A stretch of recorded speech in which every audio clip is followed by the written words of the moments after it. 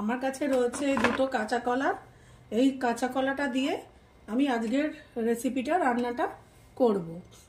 আমি এখানে একটা বাটিতে জল নিয়ে নিয়েছি আর কাঁচা কলাটাকে এইভাবে আমি ডুমো ডুমো করে একটু বড় বড় করে কেটে নিয়েছি। এবার এই জলের মধ্যে আমি দিয়ে দেবো একটু হলুদ। হলুদ দিয়ে আমি কাঁচা কলাটাকে সিদ্ধ করতে দেব। এটা সিদ্ধ হলে ফিরে আসছি আবার আপনাদের কাছে। এখানে কাঁচকলাটা পুরো সেদ্ধ হয়ে গেছে। এবার এটাকে আমি নামিয়ে জল ঝরিয়ে নেব।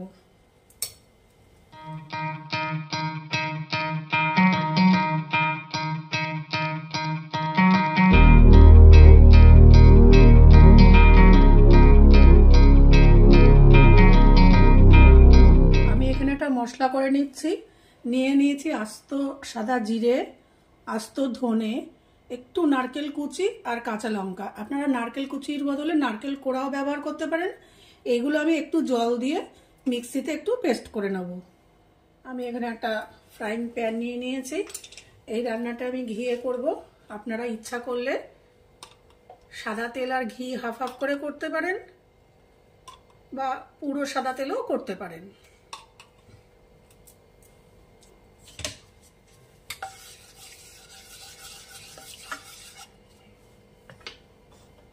ঘি গরম হয়ে গেছে। এর থেকে বেশি গরম করলে ঘি পুড়তে শুরু করবে।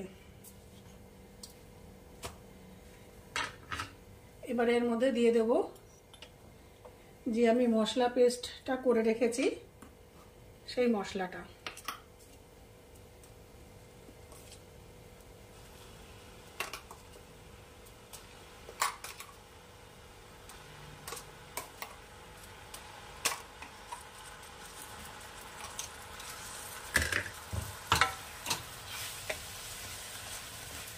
এটাকে আমি একটু ভালো করে লো ফ্লেমে আমি এটাকে কষে নিয়ে ফিরে আসছি আবার আপনাদের কাছে। মিনিট খানেক মশলাটা কষিয়ে নেওয়ার পর আমি দিয়ে দিচ্ছি পরিমাণ মতো স্বাদ অনুযায়ী লবণ আর দেব পরিমাণ মতো স্বাদ অনুযায়ী অল্প চিনি। আপনারা খাবারে যদি মিষ্টি পছন্দ না করেন চিনিটা স্কিপও করে দিতে পারেন। আবার একটু অল্প আঁচে আমি এটাকে পুরো সাঁতলে নিয়ে কষিয়ে নিয়ে ফিরে আসছি। মশলাটা পুরোই কষানো হয়ে গেছে। এই রান্নায় কিন্তু হলুদ পড়বে না, যেহেতু আমি কাঁচকলাটা হলুদ দিয়ে আগেই সিদ্ধ করে নিয়েছি, আর এক্সট্রা হলুদ দেওয়ার দরকার নেই। এবারে এর মধ্যে দিয়ে দেব সিদ্ধ করে রাখা কাঁচকলাটা আর দিয়ে দেবো অল্প একটু তেঁতুলের আমি জল করে রেখেছিলাম সেই জলটা।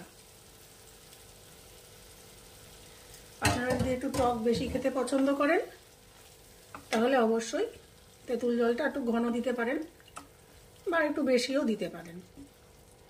সেটা সম্পূর্ণ আপনাদের স্বাদের উপর নির্ভর করছে।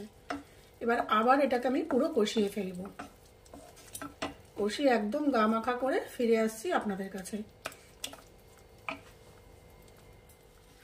আপনারা তো কাঁচকলার অনেক রকম রেসিপি রান্না করেন, অনেক রকম জানেন। কাঁচকলার কোপ্তা, অনেক রকম কাঁচকলার হয়, রেসিপি রান্না হয়। তবে একদিন এই ধরনের বানিয়ে আপনারা ট্রাই অবশ্যই করবেন। খেতে খুব সুস্বাদু হয় এবং পুরনো মানে একদম আলাদা ধরনের।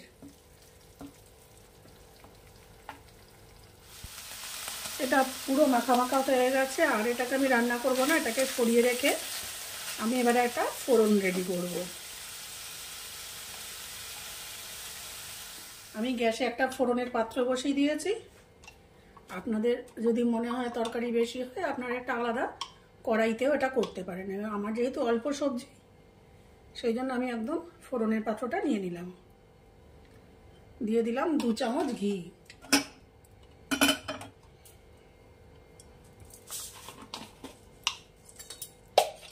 এবার দিয়ে দেব এর মধ্যে একটু কালো সর্ষে,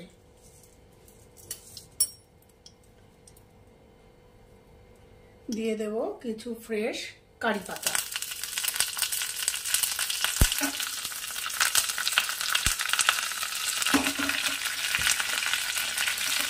সস।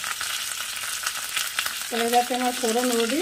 এবারে রেডি সম্পূর্ণ। এবারে আমি এই তরকারিতেই ফোড়নটা দিয়ে দেব, দিয়ে নাড়াচাড়া করে নেব, করে আমি নামিয়ে রাখবো। আপনারা যদি মনে করেন ঘিটা একটু বেশি দেবেন ফোড়নে, দিতে পারেন। আমার তৈরি হচ্ছে মাদ্রাজি কাঁচকলা, মাদ্রাজ কাঁচকলা। এখন তো মাদ্রাজ নেই, এখন তো চেন্নাই কাঁচকলা। আমি দ্বিতীয় ফোড়নটা রেডি করছি। এটা আমি দুবারে ফোড়ন দিচ্ছি, তার টেস্টটা একটু আলাদা আসে সেই জন্য। আবার আমি দিয়ে দিচ্ছি অল্প সামান্য একটু ঘি। আপনারা এটা সাদা তেলও ব্যবহার করতে পারেন।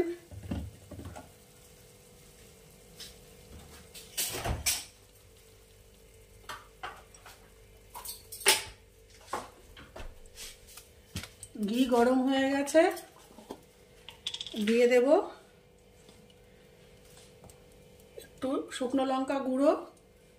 শুকনো লঙ্কা গুঁড়োটাই অপশনাল, আপনারা দিতেও পারেন নাও দিতে পারেন। আমি একটু যেহেতু ঝাল বেশি খাই, আমি টেস্ট করে দেখলাম ঝালটা একটু আমার কম লাগছে, সেই জন্য আমি দিয়ে দিলাম একটু শুকনো লঙ্কা গুঁড়ো। এবার একটু দিয়ে দেবো হিং। এটা কিন্তু অপশনাল নয়, এটা কিন্তু অবশ্যই দিতে হবে।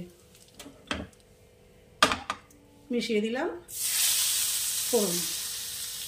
ব্যাস, এবার নাড়াচাড়া করে আমি এটা প্লেটিং করে ফিরে আসছি আপনাদের কাছে।